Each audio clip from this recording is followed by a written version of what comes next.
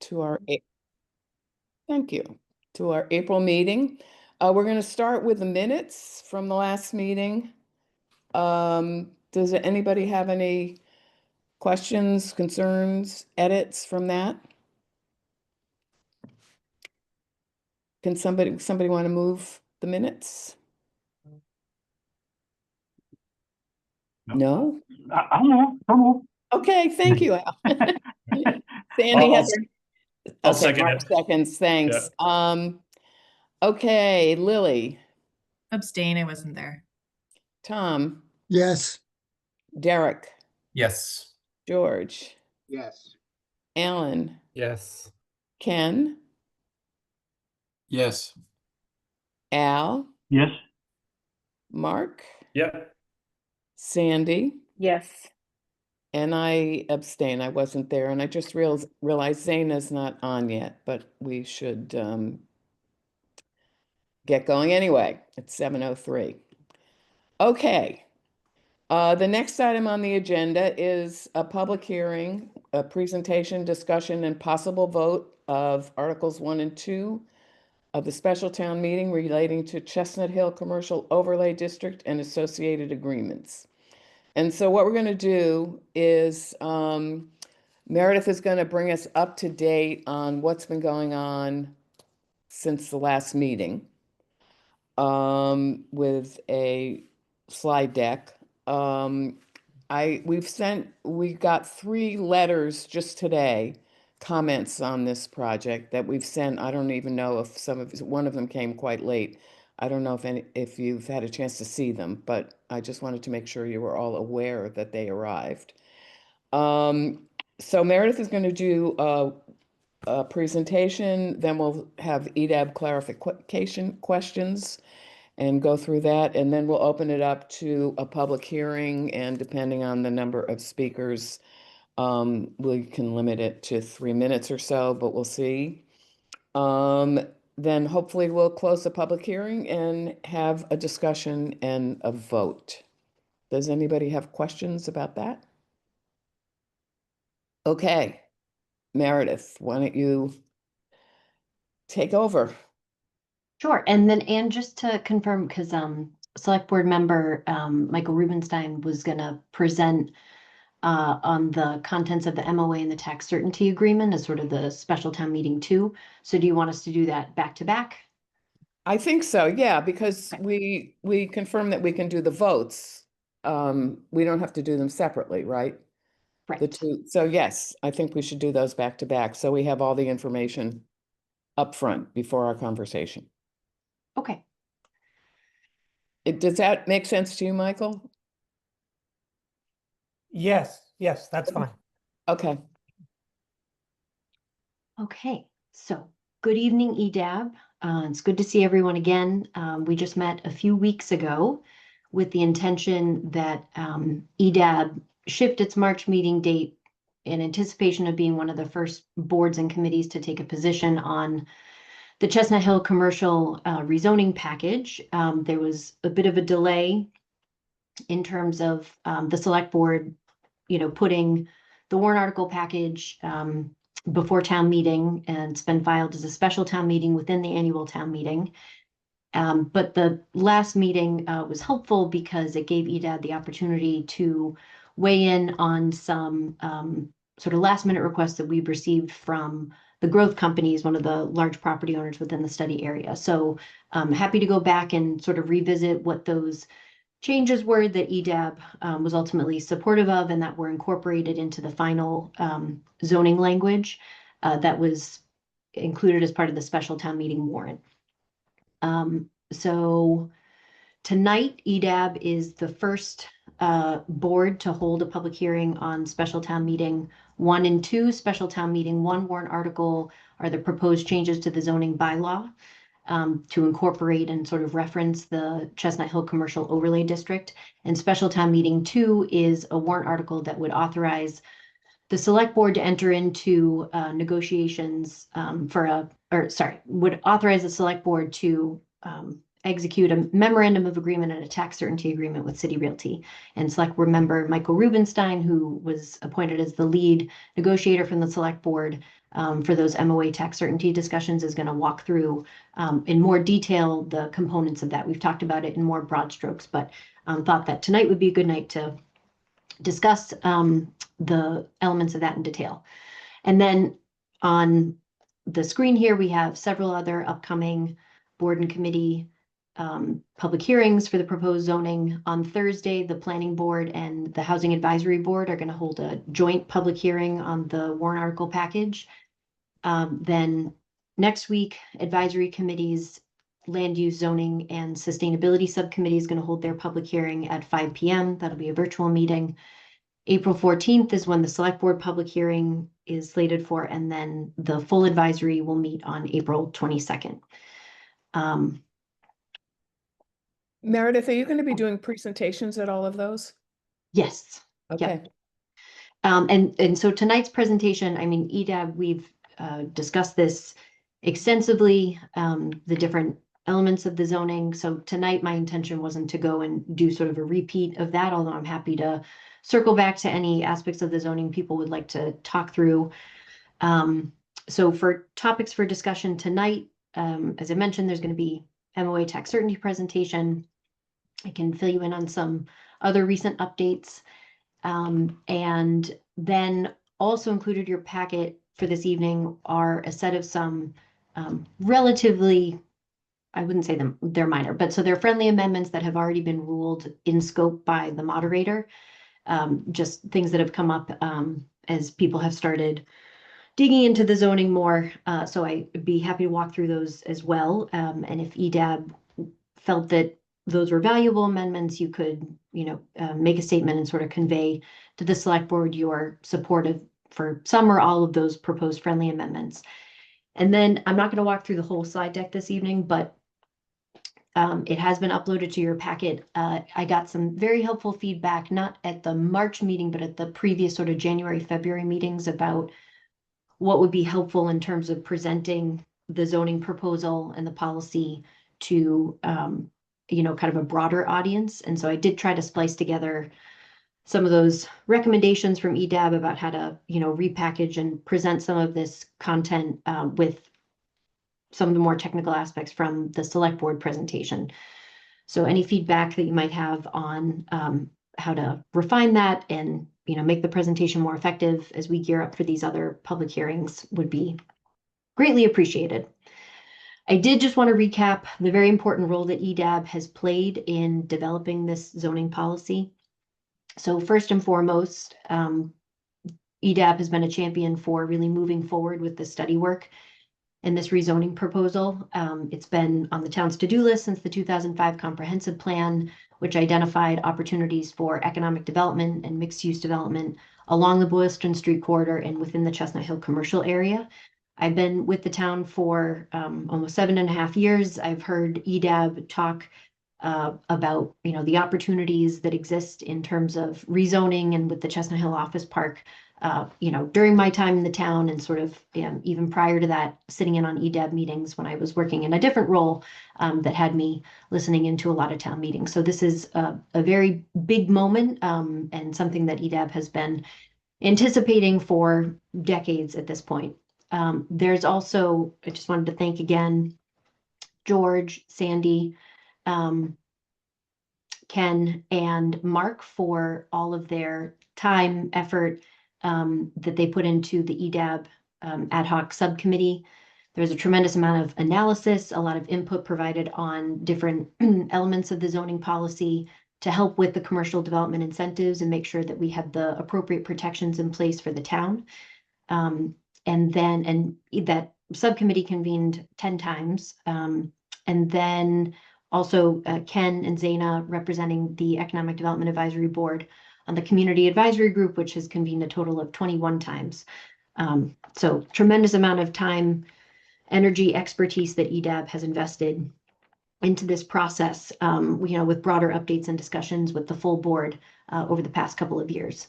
So we're not going to go through all of these tonight. We've already talked about these various strategies that we've really built into the zoning to incentivize commercial development.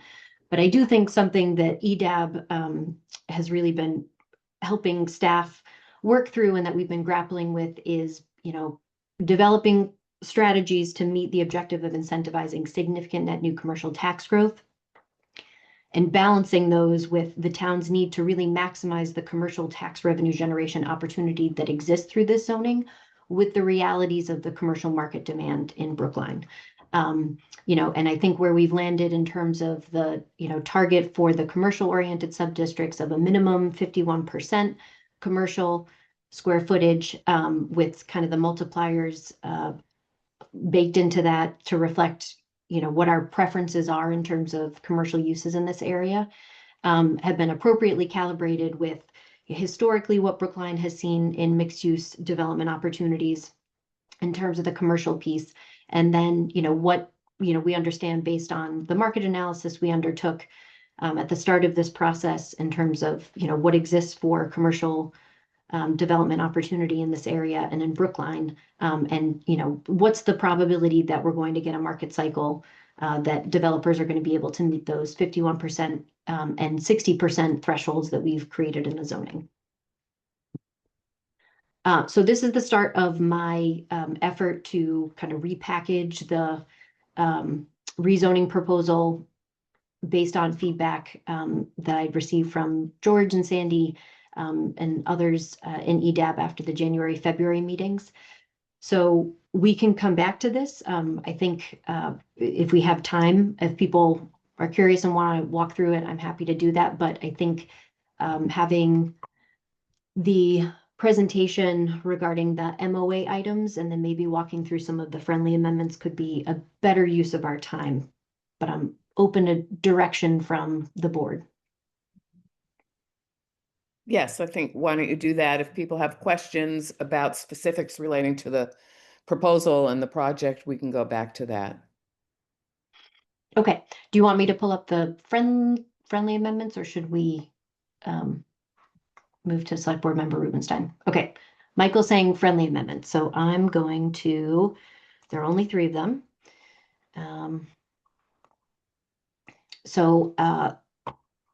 I wanted to thank Ken for putting together this document, which is a reflection of the proposed friendly amendments, but then he's also highlighted the aspects of the zoning that reflect the changes that EDAB supported at the previous meeting that we made to accommodate growth companies. So this is an overview. There are 3 proposed friendly amendments, one regarding some language in the minimum commercial requirements. So I'll just have to bear with me while I scroll through.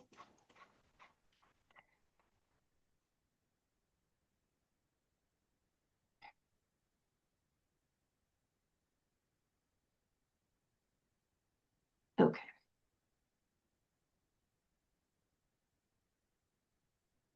So the first friendly amendment is in, I think this is section 2C. So we're proposing modifying some of this language for the minimum commercial requirement. Instead of saying project shall provide both in each phase of development, replacing that with through. And this just provides more flexibility in the unlikely scenario that developers would want to front load the commercial piece of their proposals and phase it where the residential would come in at the very end of the development. We think this is more unlikely, but we wanted to be able to provide that flexibility. So that's what that friendly amendment is intended to do. This highlighted section is the language that we added in, giving the select board the flexibility to give a developer, growth companies, for example, some flexibility between when they follow through on the phase that would complete the minimum commercial requirement, subject to an agreement with the select board. This is the second friendly amendment. This is just a Scrivener's error. This effective commercial ratio is not accurate. It's actually referring to the effective commercial gross floor area percentage. So we added in that clarification. This is highlighted from growth companies adjustments where we had provided flexibility that in the CHC4 subdistrict, non-contiguous lots can be included in project proposals. So this is really thinking specifically about the Tully Street lot and making sure that it has the opportunity to be redeveloped under this overlay zoning. And then the setback requirements. So actually the Tully Street 10-foot minimum setback requirement was pre-existing, but that was something that growth companies had identified but already existed in the zoning as a request. And then we did add the flexibility that in the east block of the CHC for the Heath Street minimum 25-foot setback could be reduced by special permit. And for growth companies, we made some adjustments to the finished floor-to-floor heights for parking structures, reducing that to 10 feet. It's 10.5 for all other uses and 15 feet for the ground floor. And then, so then the final set of friendly amendments have to do with the tree canopy requirements, which if you recall, this is something that Ken had flagged at the meeting in March. So there's just some clarification that, you know, the preserved newly planted trees exist at the ground level. And we had, so we're proposing striking this aspect that would allow some of the larger sites to provide a payment in lieu to satisfy a portion of their tree canopy requirement. I think the larger developers are okay with this, particularly given the open space requirements that we have. They'll likely be, you know, planting a lot of trees in the 15% minimum open space, usable open space, or sorry, landscaped open space requirement that we have. And this had been sort of an overcorrection based on some feedback that we had received from the planning board that I think was more specific to smaller sites. We went back and we're looking at the MBTA CA overlay district and the way tree canopy requirements were handled in that. And, you know, just wanted to bring some parity to, you know, what already existed in the zoning bylaw regarding tree canopy requirements. Anyway, all that to say it was an overcorrection. And so we are open to requiring that all of the tree canopy be required on site, and there's not that payment in lieu option. And that is the extent of the friendly amendments, and I'm happy to answer any questions people might have. Does anybody have questions for Meredith on those friendly amendments before we move on to Michael? Paul? Hi there. Good evening. First, I wanted to share, this will be my last time with you. So I couldn't miss the last meeting of my participation from the board. So I will miss you all. I just had a quick question for Meredith. Meredith, has growth companies agreed to the special permit requirement, or were they looking for a specific relief as part of their agreement? Could you ask the question one more time, Paul? Yeah, so did growth companies was looking for a specific setback so that they could build their parking garage, if I recall. And it sounds, and they had a specific, I don't know if it was like 5 feet or 10 feet. It was something specific. And now it looks like it's a special permit. Have they agreed to the special permit requirement, or and for their support of the article? Are they still in support of the article? That is a good question. I think I did see Justin Mascaro on the meeting tonight from growth companies. So our understanding was the set of issues that growth companies had raised a few weeks ago before the special town meeting warrant article language was finalized. There were 2 setback issues. There was one with the Heath Street setback, which they'd actually asked. It's currently 25-foot minimum. They'd asked for it to be 12.5. We created even more flexibility, saying it could be reduced by special permit, you know, beyond the 12.5, just giving them some additional flexibility in that. So I think that issue is sufficiently resolved. The other issue was regarding, they had 2 concerns. It was about the setback requirement on Tully Street. There's a 10-foot minimum setback requirement on Tully Street, which can also be reduced by special permit, in theory, down to 0. So that's kind of already contemplated in the zoning. And then their other concern is they're concerned about, just given how narrow the Tully Street lot is, that they wanted reassurance that they could have, you know, I think 0 to 5 foot minimum setback on the boundary or the border with the Chestnut Hill Office Park site. And so that is also, there is not a setback requirement that would impact the Tully Street lot. So that's also sort of addressed in the zoning. Okay, so I guess I'll go back to my original question because I'm not sure you answered it. Has growth companies agreed to the special permit provision versus specific relief in the article that was a specific setback? Maybe he could, if he's here, maybe he could speak to it. I know that was a very important point for them, and I just want to make sure that they're still supportive. Sure, I can go back and try to look for the email that was sent to Chaz on, I think it was St. Patrick's Day that morning, sort of reflecting where their position was based on the accommodations that we made before you finalized the warrant article. But is Justin still here? He's Yes, on, I I can see see him. Does he need to be promoted, or No, maybe he doesn't want to speak? Anyway, it would be good to hear at some point, maybe when the select board takes this up, whether they're still supportive now that they have to have a special permit for the relief that they're looking for. Okay. okay. Thanks, Paul. So Any other- I'll kind of try to answer Paul. I don't know at this time because I remember we were going back and forth with our attorneys on it. And I haven't heard back from them since on it. So I remember we were still talking to the town, trying to work things out. Okay. So it's indeterminate at this time. Yep. Okay, thank you. Thank you, Justin. Any other questions? Alan?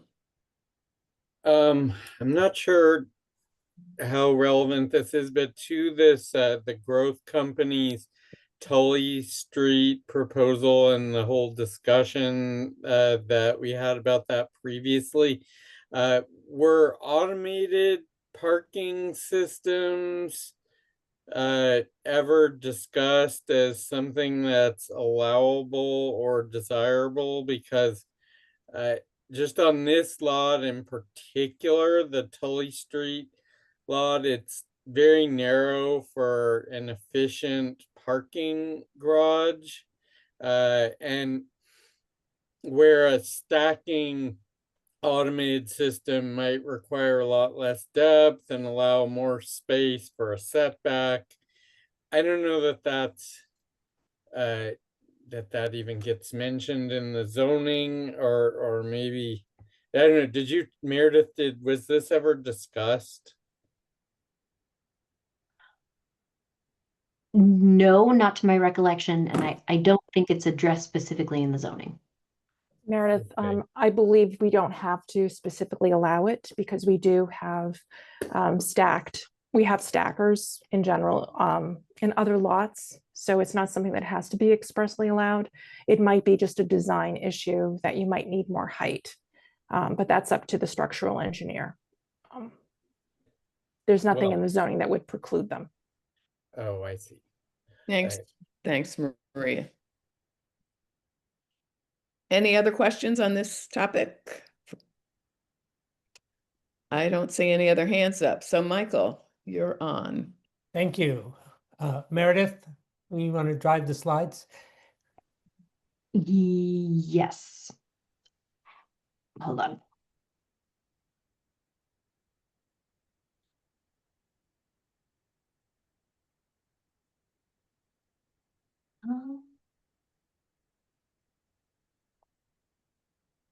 Sorry, Michael.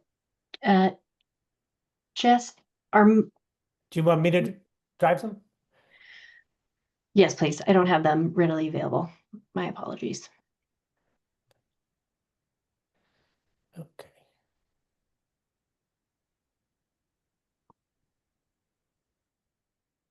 Okay. Can everybody see the screen with the dark Yes. blue and the white text? Great. Okay. Thank you very much to all the members of EDAB who have contributed to both the zoning work and also the specific comments on the specific project with City Realty.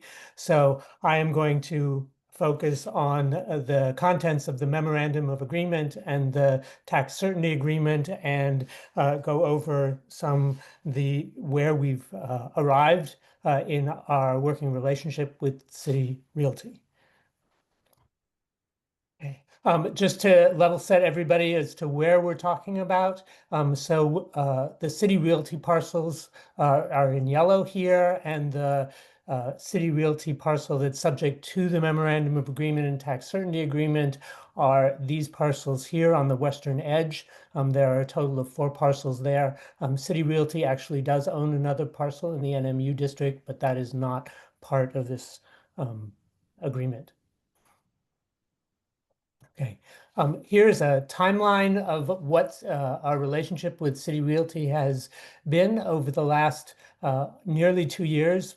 City Realty bought the Chestnut Hill Office Park in May of 2024, and they commenced with presenting various conceptual designs to the Community Advisory Group, getting feedback, making modifications, and engaging with both EDAB and the Community Advisory Group on what their interests were for the site, how they fit in with the town's goals, and how they fit in with the neighborhood's goals and interests as well.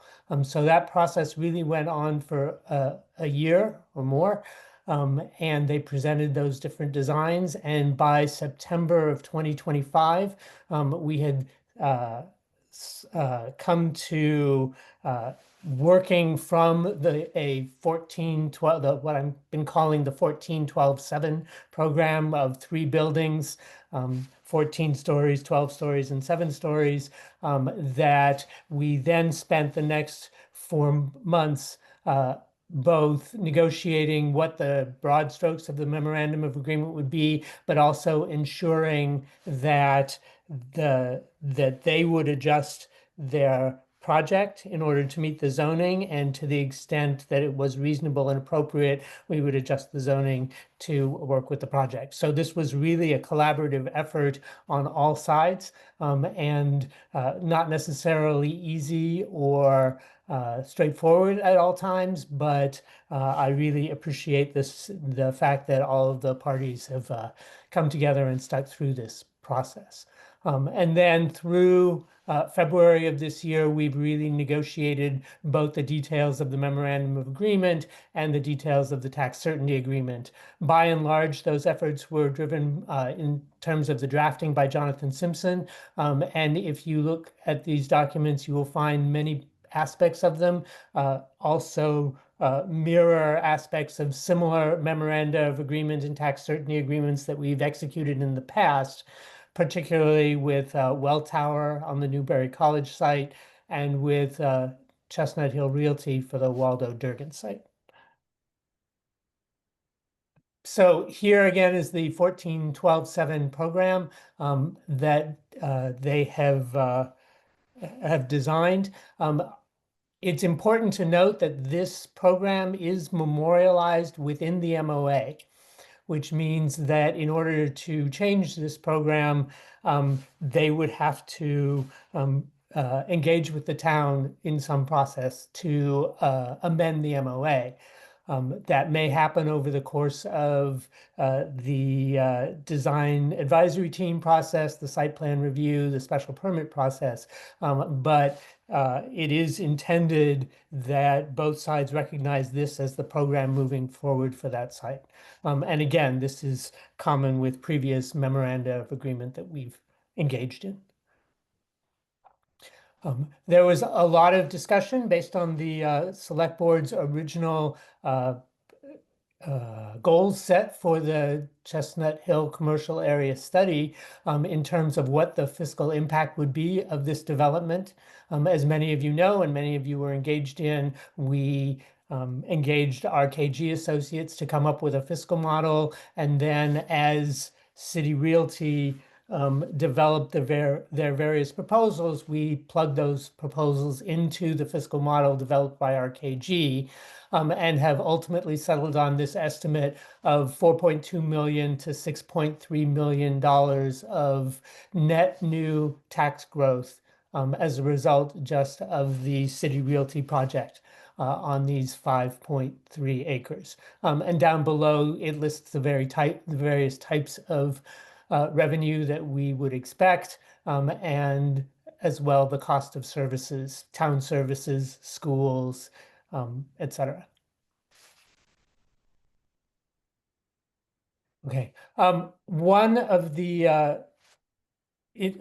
mechanisms that Meredith mentioned earlier with regard to incentivizing net new commercial development that EDAB has been very intensely engaged with is creating the balance for the effective commercial area percentage metrics that are part of the zoning. So I wanted to lay out both the intent and purpose of those metrics, which is to expand the town's commercial tax base, but also to identify, based on the program that City Realty has provided, what the gross floor area and the effective gross floor area with the effective factors are for their projects and for the 2 phases of their projects. So you can see those numbers here. All of these numbers exceed the numbers in the zoning for the effective factors.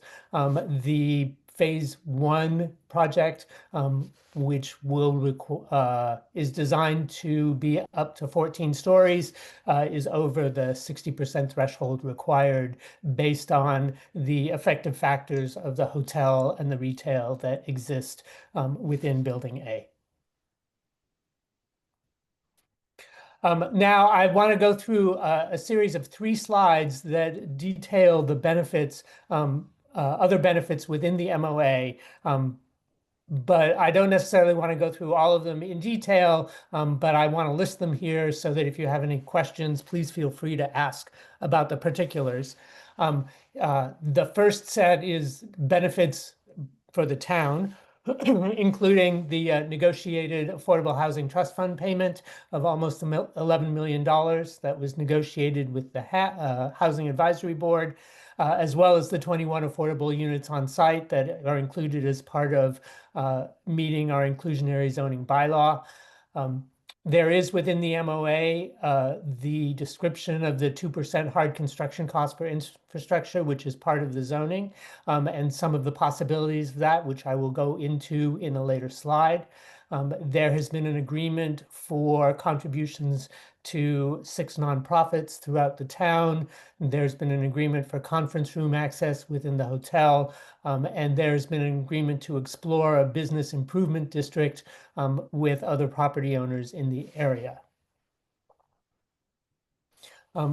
There is an extensive set of town protections. These are all designed to ensure that the project as it is built will both be built according to the specifications in the MOA, but also that the town will be protected against other risks that we have identified. So for example, within the MOA, there's an agreement that the MOA will be registered as part of the chain of title.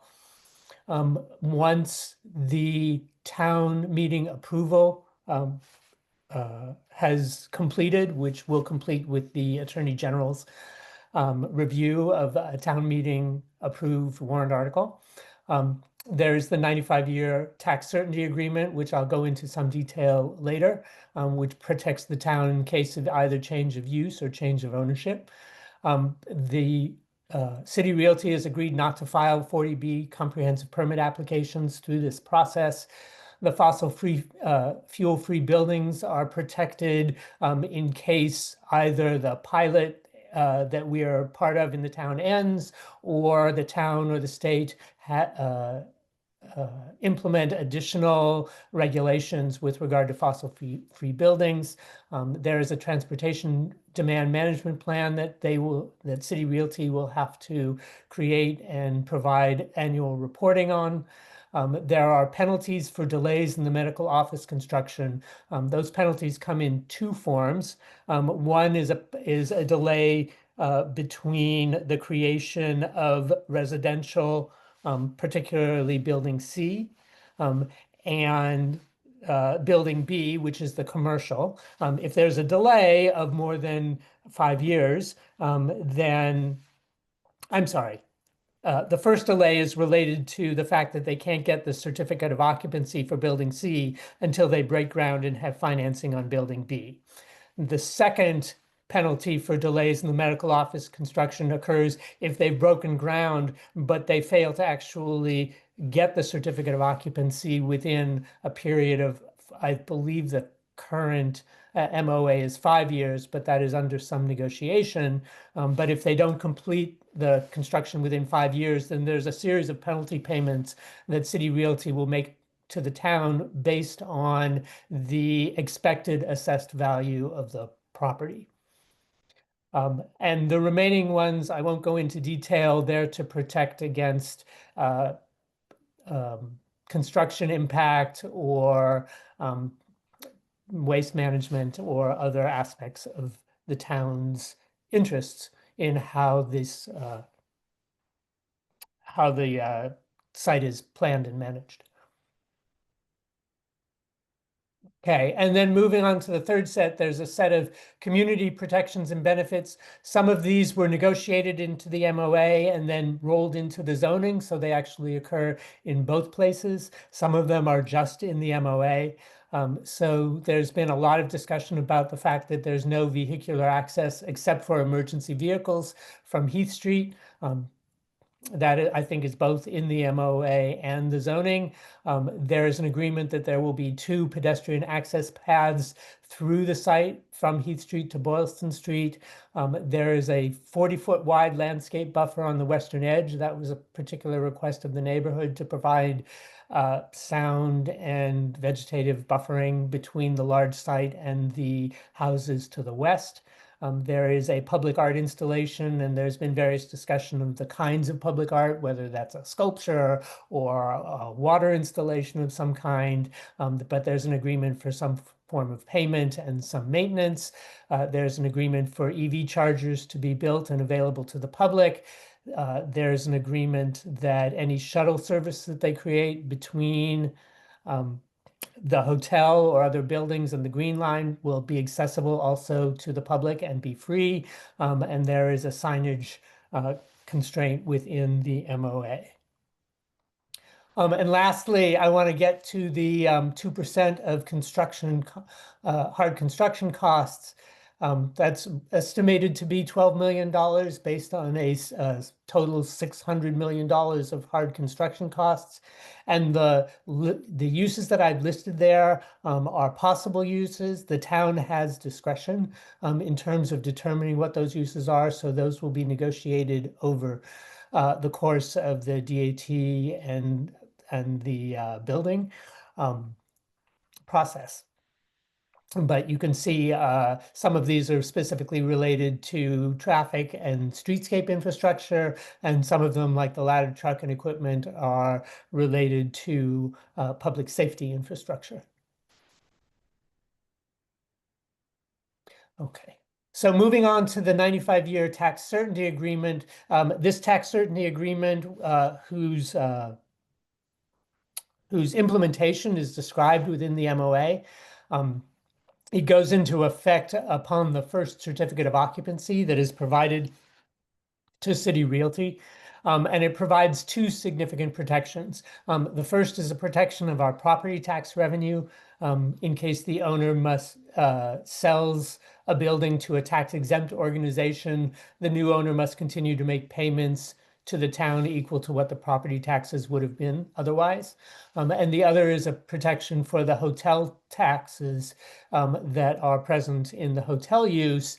And if that hotel is converted to a different use, then the owner must continue to make payments to the town equal to what the hotel excise taxes would have been. I've included, just for reference within the slide deck, which is available to all of you, a list of all of the various terms and where they are defined in case there are questions about the terms. And that is the presentation. Happy to take any clarifying questions. Thank you, Michael. That was great. Questions for Michael? Mark? So first, great job. That's a very comprehensive effort. Can we describe this as like, is this a market deal, right? Like, is this a standard? Like, how do you, was this a good deal, or like, was it, like relative to other ones done in Brookline? Just looking for some kind of peer, comparisons. If you're talking about the structure of the MOA and the tax Yeah. certainty agreement specifically, I think that, there are some ways in which that it is the same as previous agreements. In some ways, it's a little better. For example, there's a whole set of provisions about what happens in the case of amendments to the zoning. In this particular version of an MOA, the provisions are slightly more favorable to the town. They're a little tighter in terms of when City Realty has to come back to the town. The 2% infrastructure mitigation payments is definitely better than previous agreements in the past. It is double what they've been in the past. I would say that the payment to the HAB, the Affordable Housing Trust Fund payments, that is more than any other payment to the HAB in the past. Welltower was the previous one, was $6-something million. And my understanding is that payment with leverage of state funding can turn into about 100 units. So those are some of the large issues. This is a very large development, right, relative to those others. So we've worked on extracting a set of benefits both to the town and the neighborhood that are commensurate with the size of the project. And I leave it to you and to town meeting to judge whether we've succeeded. Thanks. Any other questions? I don't see any other hands up. Ken. Mike, can you take your the Oh. shared screen down so I can see people? Sure. Thanks. So- Michael, is the hotel occupancy excise tax protection, is that, will that be adjusted for inflation?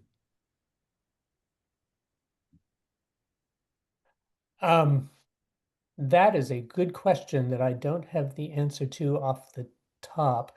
I know that the property tax is protected in the sense that, as property taxes increase, then that forms the basis of the payment on a year-by-year basis.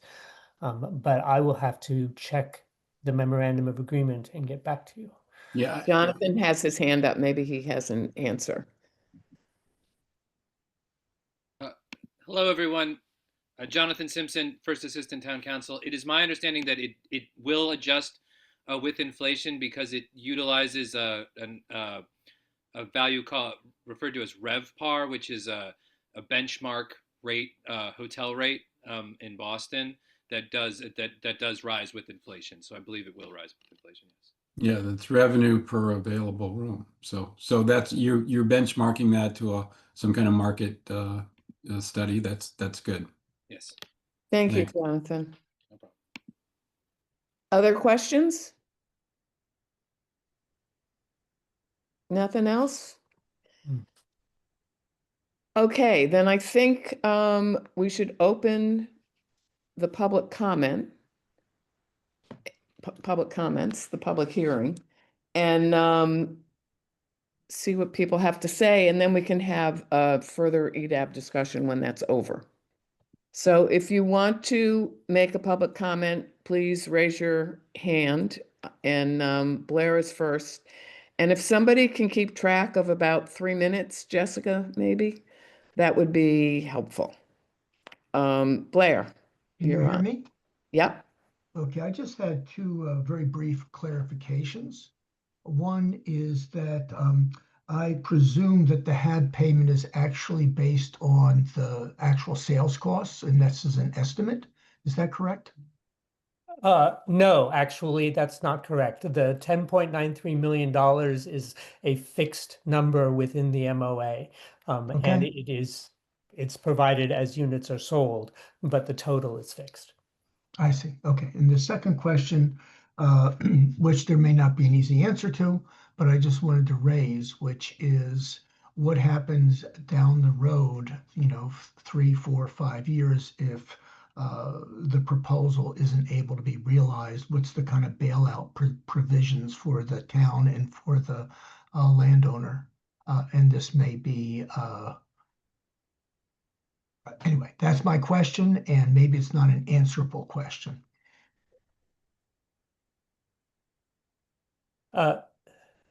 Jonathan, do you want to talk to that specifically in the MOA? Certainly. In terms of the baseline, and I think this is not going to come as a surprise to anyone. The bottom line bailout is that they simply wouldn't take advantage of the overlay district.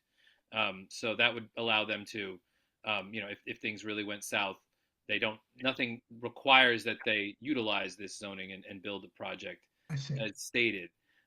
However, pursuant to the MOA, if they get somewhat far along, I think there's one significant exception to what I just said, which is that there is a provision that if they have built building A, which is the tallest one, the hotel, and then hotel condo building, and then I've opted to build the residential building second, they cannot bail out and not build that third building after a certain period. If they just never build that third building, they will start incurring penalties under the MOA. Okay. So that's the big that is, but generally, like I said, they can stop, but the biggest thing, the reason that incentive they have to not stop is that if they stop for excessive amount of time, they'll lose their ability to utilize the overlay district. Okay. So Thank you. All set, Blair? Dick Benka. Thank you very much. Before I begin, may I ask a question? I sent around a memorandum to Ms. DeRoy, to the chair, to the planning department staff, and I'm wondering whether that has been distributed. We sent it, but late this afternoon. I'm not sure how many people, I mean, we sent it as soon as we got it to the rest of EDAB. I'm not sure how many people had a chance to read it. But okay, yes, it was. It certainly lays out the points that I'm trying to make. So let me just hit them very, very quickly. And I appreciate the opportunity. In the first major point, I do make some suggestions that are designed to ensure that the commercial benefits, the commercial tax benefits are actually realized and that they're maintained. And I address some language that I think is ambiguous in one provision, but I also suggest that the pertinent provisions of the city realty agreement be used as a model, and that there be parity with that agreement to the extent it's appropriate with other developers who are who want to take advantage of the overlay district. Some of those provisions might not be relevant to all, like the 2% hard cost provision, but I believe that a provision requiring penalty payments if commercial requirements are not met within 5 years, and the tax certainty agreement are important protections for the town that should be applied across the board, and not just to city realty, and not just in the C4 districts. The second major point that I make is that the inclusion of a 6-year period in a draft MOA that I saw, I believe might be beyond the scope of the warrant article, which refers to a 5-year period. I also, in point number 3, raise questions about the setbacks that might apply to adjacent residential neighborhoods. This is something that applies in the CDC TOM district, where there is an adjacent T6 zone that is where the properties are not all owned by the property owner of the major commercial area where CVS and Star Market is. uh, there really is nothing in the zoning that addresses the potential setback if those residential properties remain residential. Um, would there be a 5-foot setback? Would there be no setback? And I think that is an important point to be considered. And I suggest an amendment to the language to deal with that. I also raise a question similarly about the reduction of the 40-foot setback on the western edge of the CH4 district to 25 feet for just a small section of that western edge where it is unfortunately the closest to the single family homes along Heath Street. And I suggest that that be modified. And then in point number 4, I asked some additional questions. Do we really want to allow short-term rentals? Do we want to eliminate any limit on FAR in the NMU and TOM subdistricts? Could lot lines be rejiggered? Could they be reconfigured in a way that would avoid open space requirements, that would avoid other requirements of the zoning? Should that be dealt with in some way? The step back table, there's a typo that I addressed. The smallest point is point D in this entire presentation. Do we want to limit ingress and egress to and from Heath Street, from the east block of CHC4, as well as from the west block? And then in points F and G of 4, I raised similar questions about what setbacks would actually apply to adjacent residential properties within the subdistricts or adjoining the subdistricts.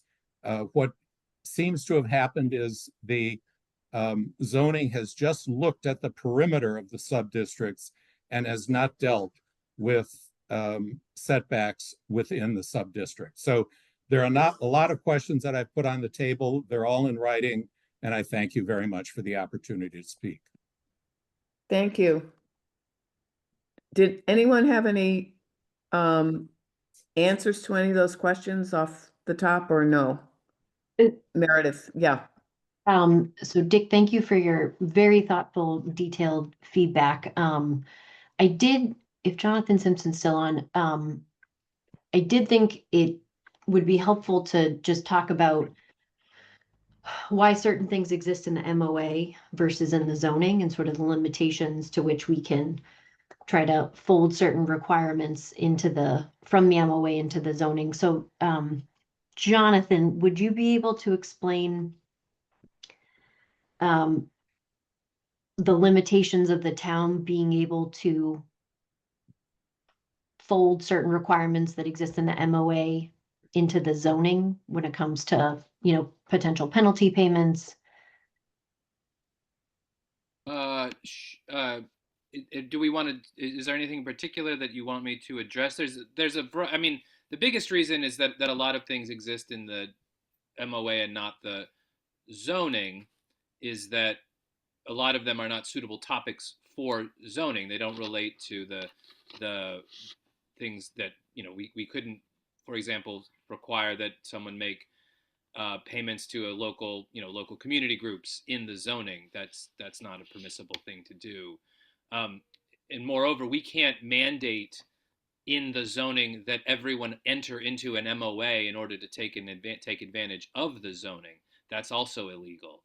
So we, as has been our practice in the past, we've kind of flipped that around. We've said that, okay, developer that wants this large scale rezoning, please enter into, work out an MOA with us and have it ready to go so that we can show town meeting as an inducement to rezone as you desire, and you'll agree to execute it upon the zoning being passed. But we can't do that with other parcel owners in this situation, by and large, because we don't know who they will be.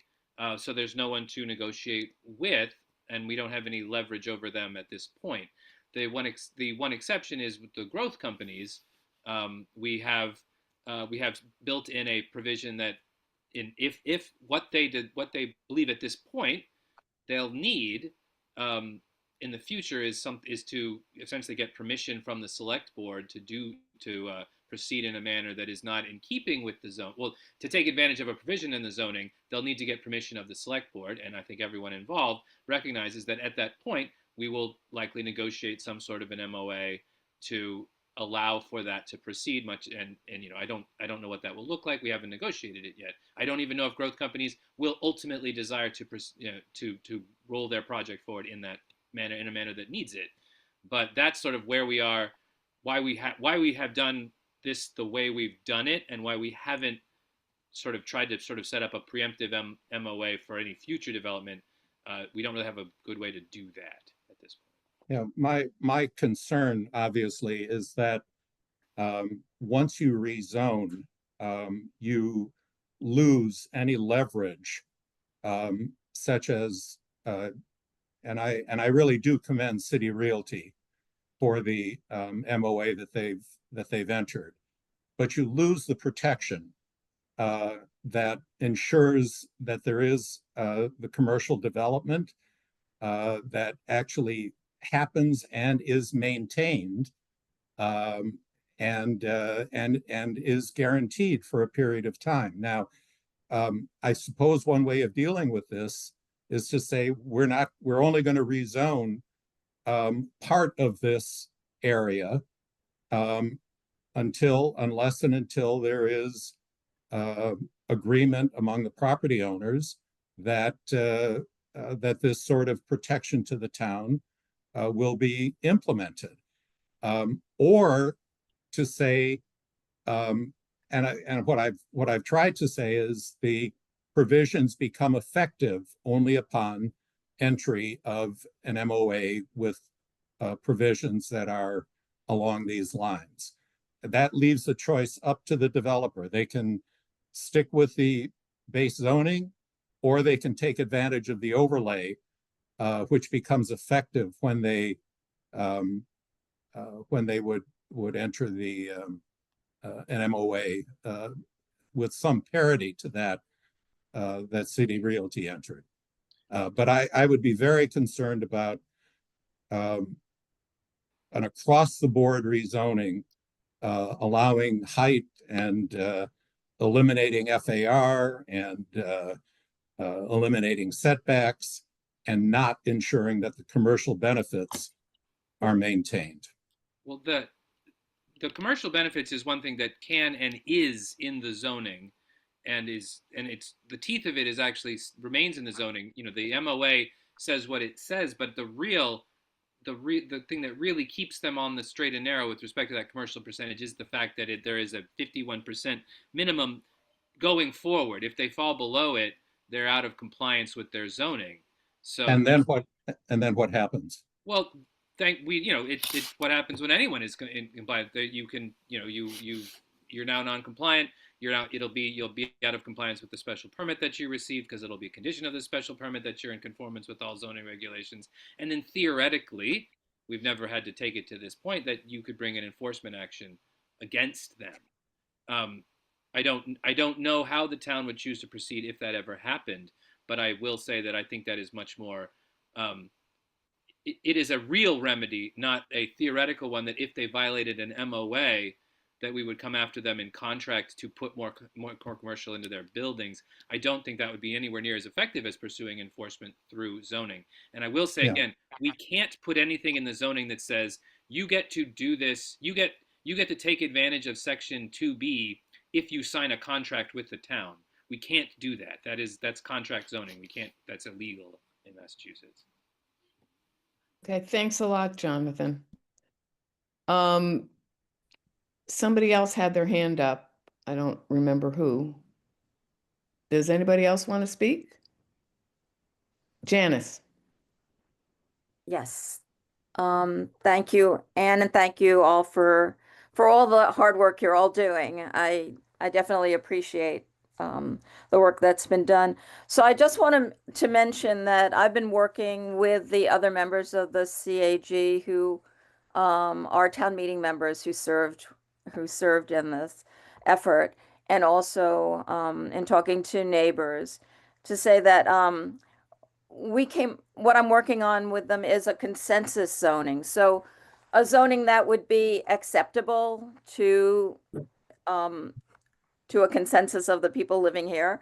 It's not everyone, but the five of us who are town meeting members in precincts 14 and 15 agreed to have a base zoning of 10 stories, which is a 4-story upzoning. Right now it's 6 stories. And so we wrote a letter saying that we were okay with upzoning to 10. And the zoning that you've had in front of you basically has the base zoning of the overlay district at 12 stories, which the neighborhood and the group I'm working with feels that that is excessive, and that should be considered bonus heights, not base heights for the overlay district. And you know, and the goal here is to get something to town meeting that would pass, right? So, and I think it's really important. The neighborhood has gotten essentially 2 protections. One is, and they're both buffer zones, essentially. So, the closing the curb cuts on Heath Street, which is really vital to this community. That's what Chestnut Hill Square did, and behind Wegmans, they closed that. That was a negotiation with the developer there. And it has made all the difference in terms of us being able to get on and off our streets, since all our streets are dead ends. So we have to be able to have free access to Heath Street. And the other one is putting the lowest heights against the neighborhood, which is at 88 feet, it is 1 story higher than the base zoning that's there now. So, but that's really all that the neighborhood actually is getting, and we are going to be getting a considerable amount of disruption to our lives. This is, as much as everybody keeps calling this urban and urban design, this is suburban, and every area, every development in this area is the only ones that are successful have large amounts of surface parking. The atrium failed. No one wanted to go into the bowels of the atrium. And there needs to be adequate parking for the businesses that are in the area. So I was put on this committee as a representative of the Chestnut Hill Village Alliance, which was formed over 25 years ago by our then rep, Ruth Balzer, who noticed that her constituents in Brookline and Newton both had the same concerns, you know, on the border. And so we're very mindful that no matter where the development is happening, whether it's in Newton or in Brookline, it has a tremendous impact on Newton and Brookline residents. And so we can't we can't create zoning as if we were an island, because we're not. We have a porous border. We don't think of ourselves crossing Route 9 that we're going to Newton. I mean, it functions as a holistic village. And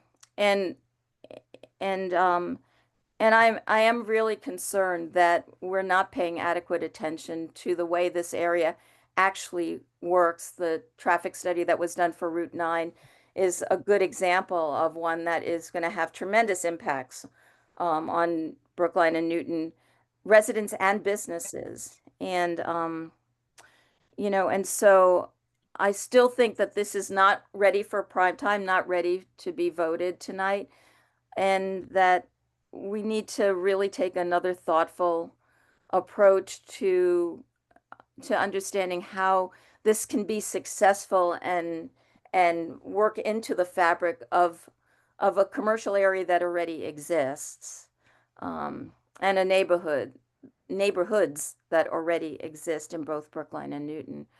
So that's my comment. I hope that we keep working on this. I want to come to consensus, and I want this to work. Thank you. Thank you, Janice. Okay, I don't see anybody else have public comments. All right, I'm going to close the public hearing. So EDAB members, what do people think and what kind of comments do you all have, if any? Al? Thank you. And thanks to all the presenters and commenters who were very thoughtful. So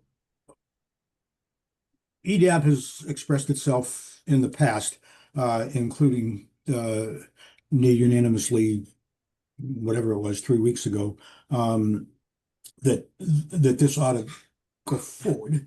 In the past, we were expressing ourselves, other than our general support of the project and the zoning, we were expressing ourselves with respect to whether the select board would act to put it on the warrant, and they did. Coincidentally or not, the morning after, we urged them to do that, but we certainly weren't alone in that. The warrant articles that are before us now represent, the very thing that we said 2 or 3 weeks ago, we hope would go forward. And with the exception of the friendly amendments that Meredith presented, which all seem friendly enough to me, there's not yet a change in what's actually proposed. I'm aware of, and we're all aware, and Janice's email this afternoon described in more detail the discussions that are going on to see if there's some mutually acceptable modification of this among the neighbors, the town, the developer, the select board. To me, it's very encouraging that those discussions are going on, and if they were to bear fruit, that would be wonderful. That said, however, I think that we should go ahead and take a vote tonight endorsing the warrant articles. If there was some mutually acceptable material change in them, when it was still timely for us to, meet again and say, great, we endorse that, we could certainly do that. But it's not clear from, I think from what's known or from what Janice described a few moments ago, if, how close that is. And in any event, if it occurs, we can embrace it. But for the moment, this is the moment. And, we've, as a board, as Meredith said, we've been waiting for this a long time. And the set of things we endorsed in our last meeting are exactly what's before us now. So I would, I would hope that the outcome of our discussion now, following the public hearing, would be that we would vote to approve or endorse favorable action on these warrant articles. Thanks, Al. Anybody else? Nobody else have comments? Meredith? So, Anne, I meant to mention this earlier on in my initial presentation, but it was circulated to the board prior to the meeting. We did receive a letter from WS Development earlier today opposing the zoning because they have strong reservations, concerns about the minimum parking requirements and feel that they are not adequate, particularly concerned about potential impacts based on development in the CHC4 subdistrict, and are very concerned about the potential for there to be sort of spillover parking occupying their existing surface parking. So I just wanted to make sure, I know everyone received that in their inboxes, but I just want to make sure that was part of tonight's discussion as well. Thank you. Well, I agree with Al. I think we need to move forward tonight if, as Al said, and I agree, if Janice, if you're successful, I mean, we don't understand if everybody agrees to get down to 10 stories, I, for one, don't understand what the implications of that are in terms of parking, in terms of open space, in terms of all the other impacts it has on the MOA and anything else. And we need to understand all that. And I think we should go ahead tonight and endorse these warrant articles or support these warrant articles. And if you're successful and we can all figure out what the implications are, we can have another meeting later in the month and endorse something else. So I would suggest that's what we do. Sandy.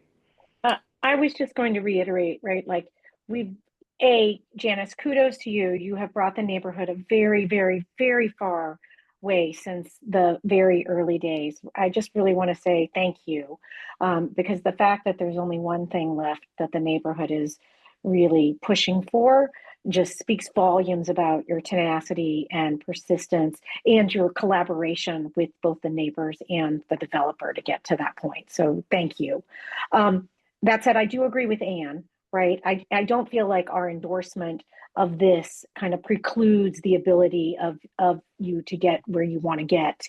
But I do also feel very strongly that the entire effort to do something in this part of Chestnut Hill has been on EDAB's agenda for a very, very long time. And that predated my being on EDAB, and it predated City Realty's being here. And we often find ourselves caught in this circular calc of, oh, we need zoning, wait, we need a developer because we need to know what it is, et cetera.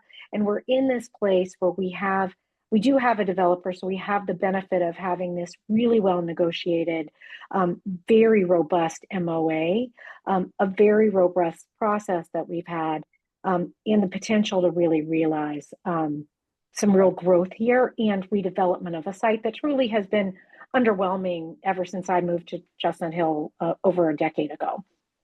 I also think and know that many members of this board and other boards have spent a lot of time on this. And, you know, perfect cannot be the enemy of the good here, right? We could continue to talk about this for years, right? But nothing will happen if we don't move it forward. And having been in development for a very long time, you know, if there's issues with it, or somebody can't get something done, they're going to come back and ask for a tweak, right? But it's a lot easier to talk about a tweak to something than it is to do what we're doing right now, which is trying to get a wholesale zoning overlay in place. So because of that, and I do want to just speak, I did read the WS letter. I appreciate where they're coming from, but I also appreciate that WS is a developer who has built stuff that is in places where parking is really challenging or really expensive, like the Snowport, and people figure out a way to get there and without overpaying for their parking, or they come on transit. And on one hand, we talk about the importance constantly in the public environment, right? Not just the public realm, about the importance of transit. And the reality is there is transit nearby. And if people really want to get there and parking is either too expensive or not available or complicated, they will figure out another way to get there. They will Uber, they will, or they will take the train. So the parking piece doesn't scare me personally, because I also know from experience that developers won't build something that they feel is underparked. They will figure it out. They will provide a shuttle to the train. They will work with WS eventually and the other area groups to provide a shuttle, because really it would be better if somebody parked once and walked around Chestnut Hill rather than parked at the street, moved their car to the mall, and then move their car here, right? So at the end of the day, as somebody, you know, a steward, if you will, for the neighborhood of Chestnut Hill and neighborhoods in general, that's really what we should be encouraging, because that gets to a better pedestrian environment. That's the next step. So where we sit today, I truly believe that we should vote to support this. I think it really represents exactly what EDAB was created to do. And I think that this represents a huge step forward for the entire town of Brookline and truly for this neighborhood in Chestnut Hill. So those are my comments. Thanks, Sandy. Blair, I see your hand up, but I want to see if other EDAB members have comments or questions first. Ken. Meredith, could you tell EDAB how the third-party consultants' financial feasibility report will work into the whole presentation of the warrant article, the town meeting? Yes, thank you, Ken. So we have contracted with RKG and another real estate consultant, Brett Pelletier, to do some additional financial feasibility work regarding sort of the 10-story scenario that Janice was referencing, as well as the pro forma on the 7, 12, 14 scenario that's sort of contemplated as part of the MOA with City Realty. And so that work is underway. The consultants have all of the materials that they need. And so we are hoping to have some additional analysis to share at upcoming public hearings. And of course, we'll circulate the findings with EDAB as well, you know, at some point over the next few weeks. That it, Ken? Yes, I would just make my plea again for a little more transparency on the analysis so we can all follow along. Thanks. Thank you. Alice, your hand up again, or is that, okay. Anybody else on EDAB? Okay, Blair, did you have a question? I just had a statement. I just wanted to follow up on Janice's comment. And in terms of what the compromise that Well, that just always- for the record, the public hearing was closed. Okay, then I'll write my concerns. Okay. Yeah, no, it was, I asked if anyone else had comments and I didn't see your hand then, but yeah, why don't you send a note? Thank you. George? And then Mark.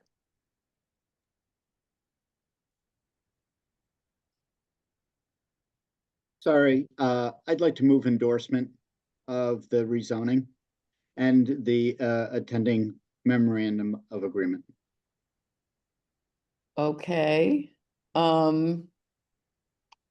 we endorsing or are we recommending favorable action for these two warrant articles? I'm not sure I understand the difference.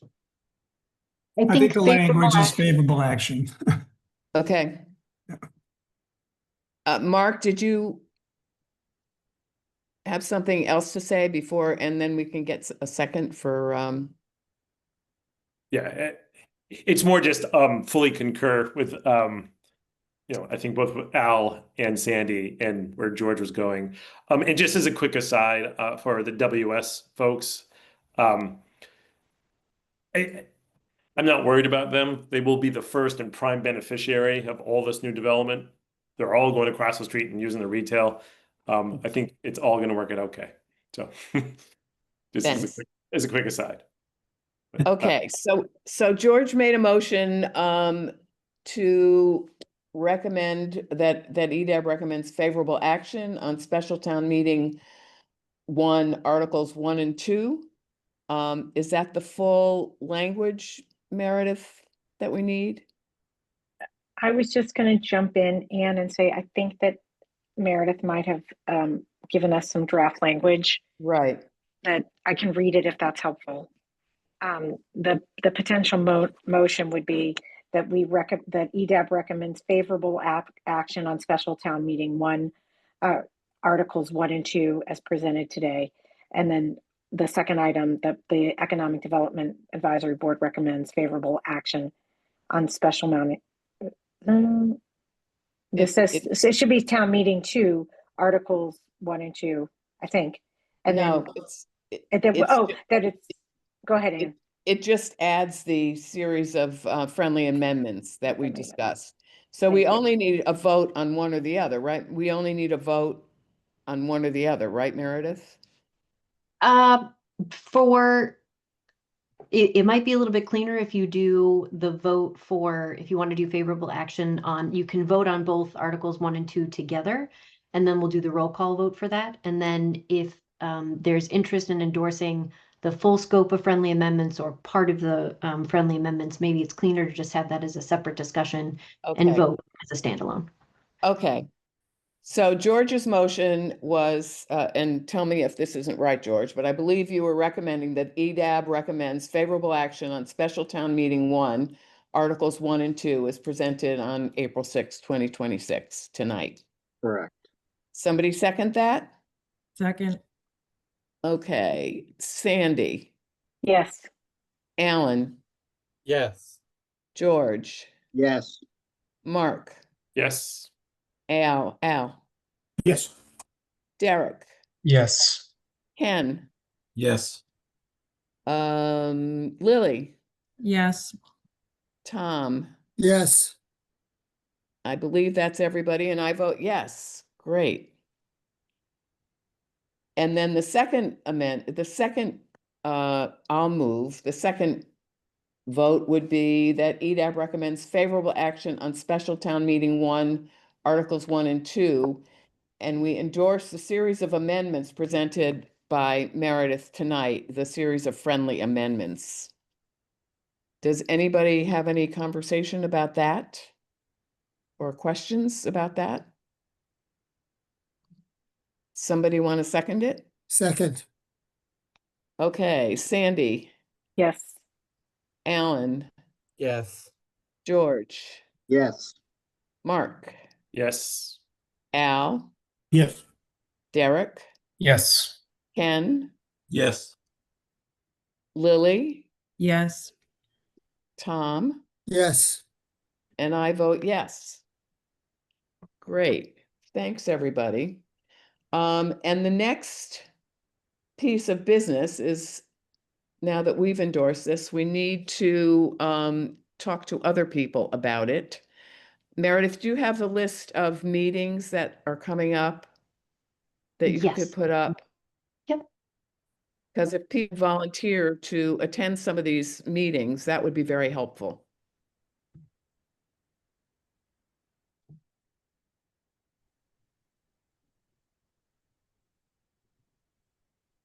And if people can do it, we can get you talking points or an outline, something something less than 42 slide presentation. And Meredith will be doing presentations at all of these, I believe. So April 9th is the planning board and HAB. The 13th is the advisory committee subcommittee, the select board on the 14th, and the advisory committee on April 22nd. Is anybody willing at this point to say that they can do one of these? And which one? And if not, we may start making phone calls, because I think it's important that people be at these meetings. Paul? Yeah, I do. You can hear me. I just have a quick question on the vote. This is for Meredith or Michael. Did EDAB just amend the articles and then recommend favorable action on the amended articles? I didn't hear that vote. I just want to make sure that what is now going, I guess the question is, Meredith, who is going to amend the articles? I think it would be the select board, Paul. So I was thinking that this would be sort of information the select board could use to inform whether you would move forward with amending or adopting that set of friendly amendments. Okay, it's just because I mean, all these meetings are happening. And is it sufficient? Will EDAB have to say, we recommend favorable action on Articles 1 and 2, and we support the amendments? They wouldn't actually take a position on the amended articles yet, I guess is my point. Well, we just voted to endorse the series of amendments, Yeah, but that doesn't mean that they're, I mean, we they may like not be them. there, right? We like them, but We like them. yeah, I think that's what we said.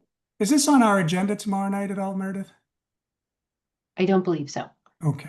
Yeah, it would be best if the articles were amended and everybody's looking at the same thing. But if that's not possible, then it'll have to be good enough. Well, but our first vote didn't include that, so I believe that's why we just took 2 votes. Yeah. Okay. It's just a little confusing, I guess. Yeah, I agree. It could be cleaner, but okay. It is what it is. Thank you. Thank you. And thank you for being our select board liaison all these many months. We appreciate it. It has been my pleasure. The first. Hopefully, someone else will I come certainly behind me, hope. right? Because you've never had We I broke new ground. Hopefully, I did it justice, and someone else will broke new come behind me. ground. It was very helpful, and I certainly hope that somebody is going to fill your place. I And highly we recommend appreciate it. it. Thank you. All right, so I didn't see anybody volunteering for these hearings. Please let us know if you're willing to do it. And do we have anything else, Meredith? I don't believe there was anything else on the agenda. Is there anything else going on that we should tell people about? Nothing that couldn't wait until the next meeting. Oh, sorry, I saw Jess unmute. No, nothing else to be covered tonight. I did send an email about the parking study draft recommendations being up on the town website for a couple of weeks for our people to provide some extra public comment, but that's the only other update. Okay, thank you. Any other questions, concerns? All right, well, we may have another meeting, depending on what happens moving forward. Otherwise, we will, we're planning an in-person meeting in June, so everybody remember that. And we'll see you next month. Thank you, everybody. Thanks a lot for all this, this good work. Thank you. Have a Thank good you. night.